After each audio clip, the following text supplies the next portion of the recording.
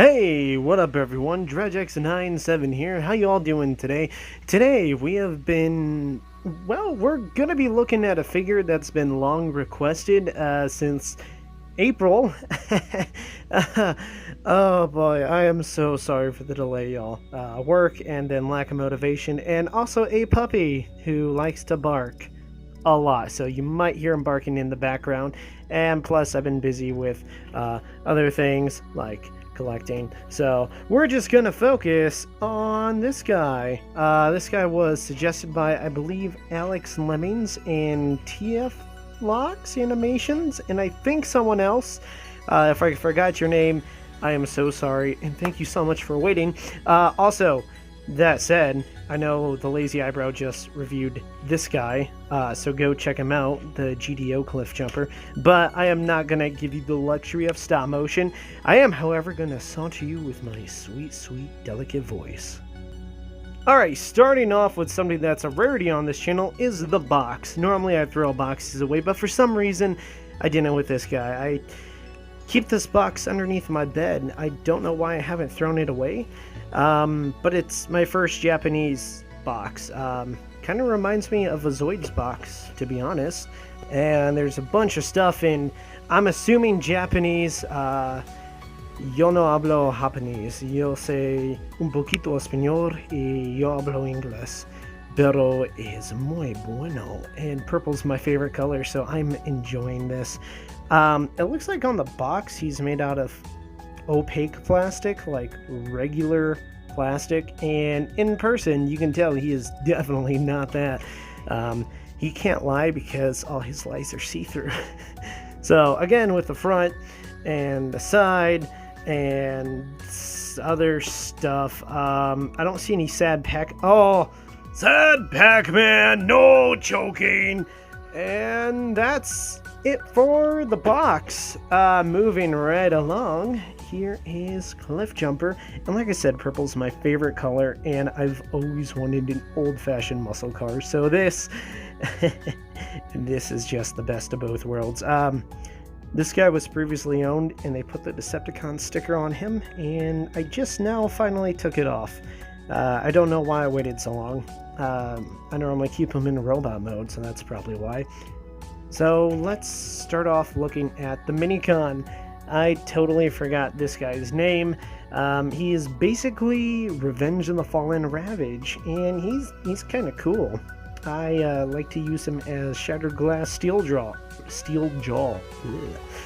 Alright, so this guy's transformation, he doesn't turn into a cassette, but you can kind of approximate a vague representation of a cassette.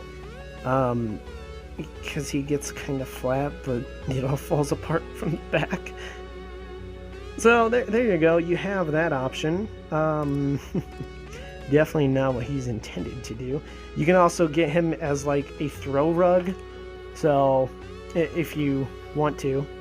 You can make it look like a Looney Tunes cartoon and he just got ran over, which is kind of neat actually.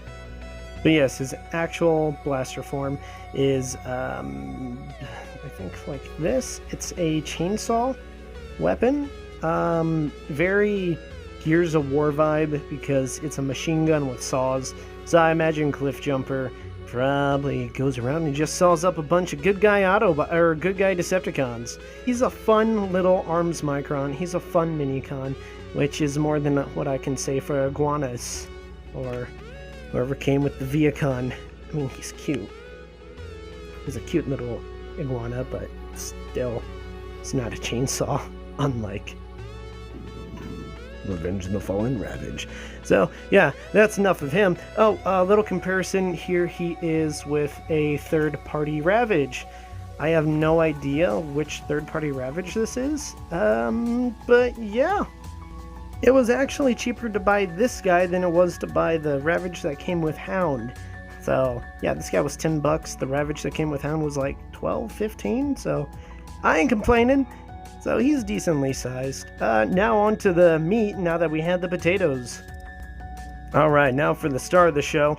quick comparison, here he is with GDO Cliffjumper. Again, same mold, just with some slight differences, like the Arms Micron port right up here, and then more Arms Micron ports in the back. Or if you don't know what Arms Microns are, Minicon ports. He has Minicon ports on him, or weapon ports. And regular Cliffjumper does not. So let's get some other muscle cars in here. And here he is with Big Daddy, which I'm using as Shattered Glass character. I call him Big Daddy, but he's probably more than likely Shattered Glass Downshift. And he is substantially bigger. That's crazy how big Cybertron figures used to be. And another comparison, here he is with first edition Bumblebee. And then the figure I'm using for Shattered Glass Goldbug, which is the Beast Hunters. I call him Murder Bee. Most people call him Murder Bee. But yeah, that is how they all look together. And yeah, it's a nice lineup. I would very much be interested in joining this car show, especially with the Mad Max car right there. So let's get on to transformation, shall we? Oh, but before we do that, I just want to take a moment to say, this guy rolls, and you don't see that a lot anymore due to clearance issues, so good job, late 2000s, early 2010 designers with rolling features with clearance. It's not a bad look. Yeah, alright, so let's get this started.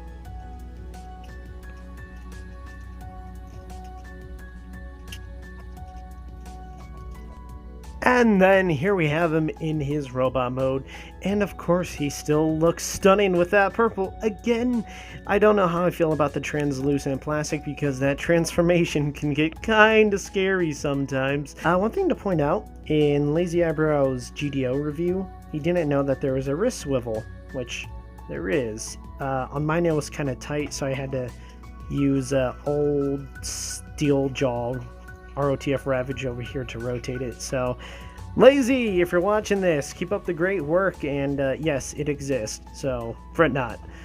And yeah, so let's do articulation before we get to comparisons.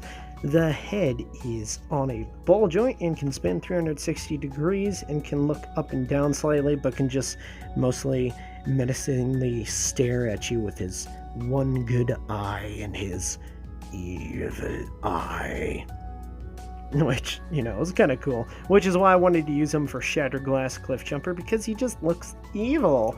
And then his arm can spin 360 degrees because it's on a ball joint, and there's a 360 degree swivel above the elbow. There is a double hinged elbow.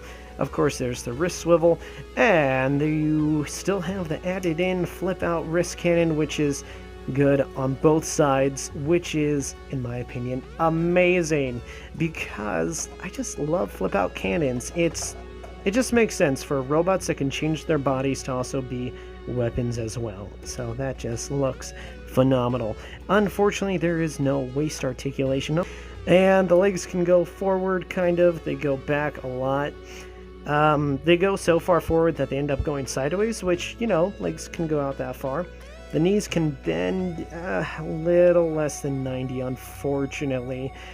Unless you want to take the leg apart, then, yeah, it bends more than 90, but it only looks good from the side, because if you look on head-on, it doesn't work at all.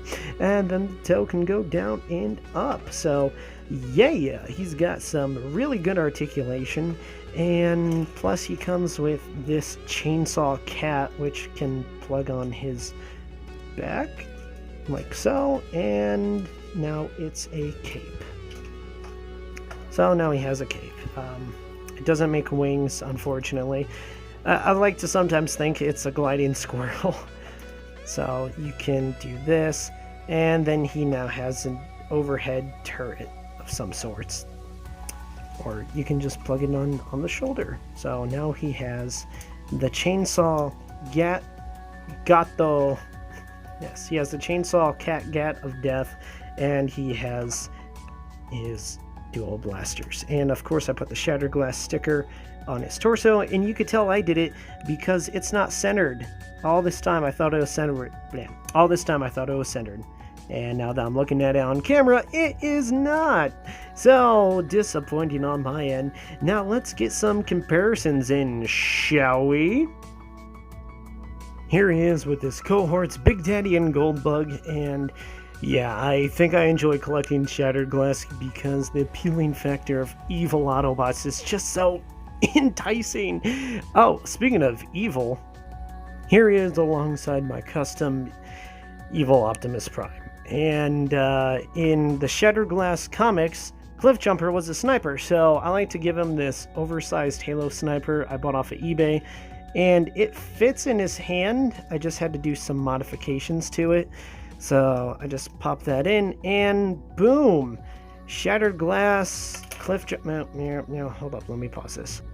And with sniper in hand and Steeljaw at toe, he looks like he's ready to hunt down any Decepticons that get in his way, whether they be from his universe, the heroic ones that stand up for peace and freedom, or the evil ones from the main timeline. He doesn't care. As long as they're Con, the only good Con is a dead Con. Oh, and I guess I should compare him with positive universe stuff real quick. And then here he is with GDO Cliffjumper and First Edition Bumblebee. And before you tell me I have his wings transform wrong, that's how I like him, okay? They just look weird. That doesn't look right. It's too far off his shoulder. Looks better pointed in. It's unique. No one else does that. But yeah, I gotta say, at this point, this Cliffjumper looks like a DLC character, and it's totally dope. I'm really enjoying him.